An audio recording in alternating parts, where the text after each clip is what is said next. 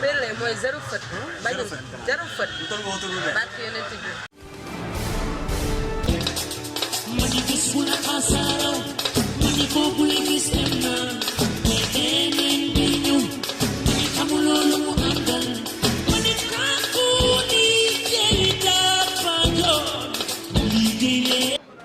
bokkee xaritu internetu Sénégal TV ginnaaw bi ñu leen nuyoo ci ànd bi ngeen ànd ak ñun seen biir émission les réalités du métier dama leen nuyu di leen ziar ci ànd bi ngeen ànd ak ñun tey nag ñu ñëw fii nga xamante ne moom mooy marché sant yàlla ñëw seet si nag tey benn suñu benn page bi nga xamante ne ñu ngi koy wax Père Lay mu yëngu ci lépp ñi nga xamante ne moo jëm ci wàllu pédicure manucure mu nekk métier boo xamante ni bëriwul ñu daan gis góor di ko def lu tax mu choisir métier boobu xaalis sax wala bëgg-bëgg la nee naa leen nag yaatal bi léegi lay doon seen biir émission les réalités du métier dama naan sama caméraman Moussa mu topp ma ñu waxtaan ak paa bi tey la moo ko dugal ci métier bi mu choisir Moussa ñu dem.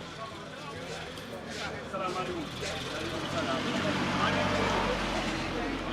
dafa mel ni yéen a ngi ci waar bi ah. waaw ñu ngi ci waar bi. mën naa toog nii. waxtaan ak góor gi tuuti. d'accord. góor gi dafa mel ni fekk nañ la ci waar bi de. ñu ngi ci waar bi noonu lañ ko defee tous les jours rek nekk ci waar bi daal suba ba ngoon jot rek incha allah rabi. dëgg la tey équipe bu Sénégal TV ñoo la seet si. ñu gis ni nga yëngatoo ci métier bi. waaye balaa ñoo dugg ci waxtaan bi dañuy bàyyi nga nuyoo internetu Sénégal TV yi lay seetaan. waaw ñu ngi leen di nuyu ñoom ñëpp ku ci nekk seetu ak sa sant leen bëggee bu baax a baax di bëggee itam site bi itam franchement di kontaan ci seen doxalin di ko rafetlu leen ñaanal yàlla do leen xéewal comme ni ngeen ko bëggee sax defalee lu gën a kawe seen gerte daal. jërëjëf waaw góor gi dañoo gis tey métier bi ñu fekk tey nga koy def bëriwuñu leen daan gis góor di ko def plus en général jigéen lañu daan gis mu koy def tey booy wax internetu Sénégal TV lan moo la poussé ba nga dugg ci métier bi. waaw métier bi xëy na sax ni mu demee la daal yaakaar naa ne métier la boo xamante ne xëy na léegi bari na ñu ngi koy def fu nekk à travers biir Sénégal ñu ngi koy def Dakar ñu ngi koy def partout ci Sénégal mais yaakaar naa ne métier la boo xamante ne xëy na bon da ngeen ne mënu leen jigéen bu ko daan def mais d'habitude bi bay am yaakaar naa ne ci man maa ko gën a créé daal. yaa ko gën a créé. maa ko créé fi mu toll parce que métier la boo xamante ne xëy na jigéen ñi daawuñu ko def sax mais bi ñu demee ba gis góor koy def ci dañ commencé di intéressé wu salon yeeg yenn salle d'esthétique féminine yeeg yu demee noonu yëpp daal yaakaar naa ne léegi bëri na jigéen ñu koy def bëri na itam góor ñu koy def. mais est-ce que tey am na ñoo xamante ni jaar nañ fii sa loxo. ba tey personne ay mbiru bopp. waaw bëri na loolu sax moo tax mu gën a bëri sax ci dëkk bi daal parce que yaakaar naa ne ñi koy def di ci ëpp ci Sénégal buñ jaarul ci man fa ñu jaar ñooñu man maa leen formé waaw. Sénégal sax mën naa ne sax xëy na dama wax loolu rek pour préciser daal pour gën a yaatal mais yaakaar naa ne Sénégal ba Sénégal daj mën naa yëkkat sama loxo ci wax ci télé yeeg rajo yi site yëpp ne ñi koy def ñëpp ci man lañ jaar wala ñi leen formé mën naa leen formé c'est la seule personne boo xamante ne mosuma ko wax fenn te itam yaakaar naa ne bu ma ko waxee itam yaakaar naa kenn du ma woon ne démentir waaw. tey bi ñu dugg see fii parce que sànq bi may dugg see fii ngeen wax ñuy waxtaan suñu biir noonu. dama seetlu ni mën naa wax ni tey place bi ñu nekk nii tey say doom ñoo fi nekk. tey ba ñuy dugg ci métier bi yow yaa leen forcé ñu dugg ci wala ñoom ñoo dem ba gis mu nekk seen bëgg-bëgg rek ñu dugg ci. waaw am na ñoo xamante ne man maa leen cee forcé am na ñoo xamante ne dañu dem jàngi leneen loo xam ne dafa dëppoo ak métier coiffure wala leneen bi ñu itam ma jël renforcer leen ci métier mi. waaw am na ñoo xamante ne coiffure lañ jàng ñi dem jàngi presque yi jàng yeneen domaine mais bi ñu nee ba nga xamante ne métier boobu dafa ànd ak bi métier dama leen jël formé leen ci am na nag ñoo xamante ne dama leen ci forcé am na sax ñoo xam ne bëgguñu ko parce que am na ñoo xamante ne ñoom ay sunna lañu dañu dund sunna donc bëgguñu laal jigéen bëgguñu kii demee noonu mais man ci sama stratégie ak sama doxalin ak sama éducation ma leen di jàngale métier la mën koo def du tee du la yàqal sa diine du la yàqal sa ngor donc yooyu itam da ciy am daal. waaw yaa ngi wax léegi ci wàllu diine ak ngor parce que xam nga en général bu ñuy gis góor ak jigéen ñuy jaxasoo fenn. ñu baal ma sax si kàddu gi parfois di nga gis xale jigéen yoo xamante ne mosul a arrivé si ay femmes yi nga xamante ne yaa ngi leen di posé ñu ñëw di la am leneen lu lay proposé si suuf lu bokk rek li nga leen di defal. parce que parfois provocation yi mën na am. waaw loolu day am.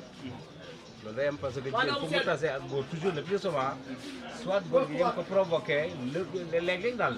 parce que si saa yoo yore rek soit yow nga am ko ci provoqué soit itam am ñoo ci provoqué soit itam am ñu la ci provoqué kooku saa rek moom kooku day arrivé xale day arrivé mag day arrivé kii kooku leneen loo xam ne day ñëw kooku moom à toute sincérité day ñëw. loolu day kenn mënu ci dara da jàmm nag parce que man souvent dama fi daan romb. mais dama fi gis ay jigéen ñu bëri en général damay gis góor a jigéen bi ñuy jaxasoo lu bëri rek surtout bu fekkee li ngay def da nga ko mën. am na ñoo xamante ni mën na leneen beneen pexe mën na lool ci ginnaaw loo xamante ni lépp pour aborder la ak yooyu mën na si ñëwaat. waaw waaw day am parce que day am ñoo xam ne dañuy ñëw pour pause yi loolu moo leen indi sérieusement ñëw defaru yokk seen taar wala defar seen weey wala yu demee noonu moo leen fi indi am na ñoo xamante ne découverte pour li ngay liggéey ñu xam lan la mais am na ñoo xamante ne dañu ñëw pour aborder la dañu ñëw uniquement pour aborder la nit yi mën na ñëw pour lu baax indi ko fii mais d'un moment à l'autre intention bi changé loolu indi ko fi woon mu commencé la aborder ci biir ni ngeen di waxtaanee day am loolu moom fi lañ ko fekk fi lañ koy bàyyi. te ci métier bi ngeen nekk nii yan risque moo si nekk parce que souvent damay gis wala ne monté ay ween yi da ngeen jël col di ko collé mais après kooku bu ko bëggee dindi amul ay conséquences yu ko si mën a arrivé. non du am ay mën na am conséquence parce que bu fekkente ne toujours da ngay posé di ko dindiwaat di posé di ko dindiwaat maaleykum salaam excellent di ko posé di ko dindiwaat di ko forcé kooku au fur et à mesure que nga koy def day abîmer say ongles da leen di abîmer donc kooku dañ lay conseillé yow mi nga xam ne yaa ko def boo ko bëggee dindi nga ñëw ci yow ñun di dindi la ko waaw di dindi la ko.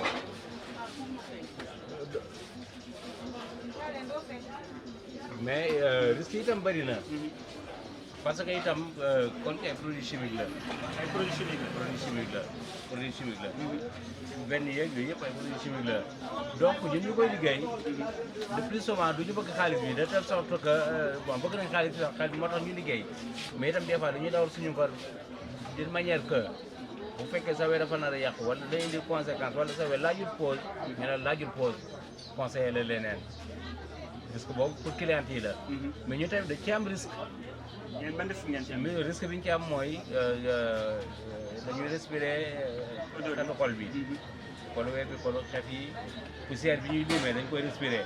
beneen bi dañ koy respirer en plus de cela itam fii y a la pollution atmosphérique. fii boo gisee gasoil yi car rapide yi poussière marché bi yëpp dañ koy respirer te doo mën a def toujours masque. donc yooyu itam ay risque la yoo xamante ne doo mën a ci am. mais ne mën a ci am mais comme dañu liggéey ngir suñu ngoor loo xamante ne dañ ko yóbbu suñu njaboot bëgg lu sell bëgg lu kii ci lañu yaakaar rek ci mbaaxu yàlla ne moom moo ñuy protéger intérieurement loo xam ne duñ ko ci saal moo tax lu ñëw rek ñun dañuy kii rek. dëgg la xam naa dinaa ñëwaat ci yow tuuti ma waxtaan ak ki nga xamante ni moo nekk sama wet tur bi nan la moom bu ne ne bëggul wax sax mais xam naa dinaa ko forcé moo tur bi nan la lay bu ndaw kon lay bu ndaw dégg nga li nga xamante ni sa papa wax na ko fii léegi parce que moom maa ngi koy laaj léegi na ko am na ñi nga am na ñoo xamante ni soit préféré ñu woon def métier bi tey bi nga xëyee bi nga yow sa papa dala force métier wala yaa toog bëgg ko rek dugg si. yow la neex rek nga dugg si quoi. tey booy wax si sa papa lan moo la gën a neex sa papa. lan moo la gën a neex si sa papa. yow xoolal wuy ma bëgg nga wax de. lan moo la gën a neex sa papa. moom ak ndaw la ku baax la quoi. sa papa ku baax la quoi. tey boo may wax defoom ci moom lan la defoom ci moom. defo ban defoo nga gis sa papa. ah moom wax dëgg yàlla moom xaalis moom du ko booleel kenn ba pare ku baax la mais moom des fois xam nga rek moom wax ji moo koy xaw a. ah wax ji moo koy xaw a kii quoi. waaw waaw souvent comme des fois def leen nii wax ji day xaw a. mais wax dëgg yàlla moom ku baax. musu la arrivé tey benn soxna ñëw fii am na mu waxanteeg sa papa yooyu nga mer wala affaire yooyu parce que souvent xam nga jigéen ñi moom dañoo xaw a bëri pexe. waaw des fois. ah des fois nga xaw a fiiree quoi. mais des fois dama koy comprendre damay xam ne cadre liggéey bi moo ko laaj. dëgg léegi xam naa nag damay ñëwaat ci nga xamante ne mi ngi monté xef soxna si na nga def yaa ngi ci jàmm. tur bi nan la. Léna. Dieynaba Ndiaye. ok léegi dama gis ngay monté xef li nga def nii amul ay risques yoo xamante ne mi ngi. am na risque kay. parce que xam nga ñu bari am na ñoo xam ne jànguñu ko dañuy xëy rek gis ne dox na nga xëy teg sa table yor sa pince des fois mën nga gaañ nit te doo ko tay parce que jàngoo ko moom loo jàngu doo ko tari. léegi pince boobu nga wax noonu léegi est-ce que tey parce que souvent dañuy gis xef yi ni ngeen koy monté nii am na seen femmes yoo xamante ne day dem ba am loo xamante ne après boo leen ko monté day am lu ciy tegu. loolu après mën na andi ay problème mu bët ak yooyu. ça dépend rek si mën na ko indi parce que xef xam nga dafa am fu ñu koy teg ndax boo jëlee xef lal ko ci deru bët bi mën na ko gaañ mais ñun tout le temps bu ñu lay xefal ci diggante sil yi dañ koy teg moo tax du la arrivé ci lenn mën nga dem naturellement te kenn du xam ndax da ngaa sil wala. souvent Sénégal yàlla na yàlla baal comme ni ñu koy waxee am na góor ñoo xamante ni ñu baal ma si kàddu ñu borom ñaari tur yi lan leen di tuddee ñooñu du ñu ñëw fii souvent di fi monter ay xef wala di fi def pédicure manucure. non vraiment mosuma ko gis. fii ñoom mosuñu fi dugg. am soo leen gis fii mbokku internetu Sénégal TV ba tey yéen a ngi seen biir émission les réalités du métier ñu ñëw fii nga xamante ni moom mooy chez Père Leye fa seen waxtaan ak moom ci métier bi nga xamante ni moom lay def muy pédicure manucure ak lépp li nga xamante ni moo jëm wàllu soin visage. xam naa nag am na leneen loo xamante ni gis nañ ko fi muy wàllu tatouage dama gis fii sànq maa ngi ciy waxtaan ak ngeen dañuy di tatoué métier tatouage boobu nan la leen arrivé parce que tatouage en général ku koy def faa mu mën dessin. parce que comme sama papa rek comme ni nga ko waxee moom mooy def dessin bi ak petit bi vraiment ñu ngi koy def comme ni ñu ko war a def de normal amuñu ci benn problème daal moom. tey Marième Faye Sall première dame bu ñëwoon tey ne tey pour nga monter ko xef sans dépend si couleur yaram nit lay dépendre wala bu ñëwoon tey pour nga monter ko xef Marième Faye Sall loo koy day bëgg bu naturel wala mu bëgg bu bari. mais yow boo xoolee Marième Faye Sall rek. waaw lu naturel nga koy def.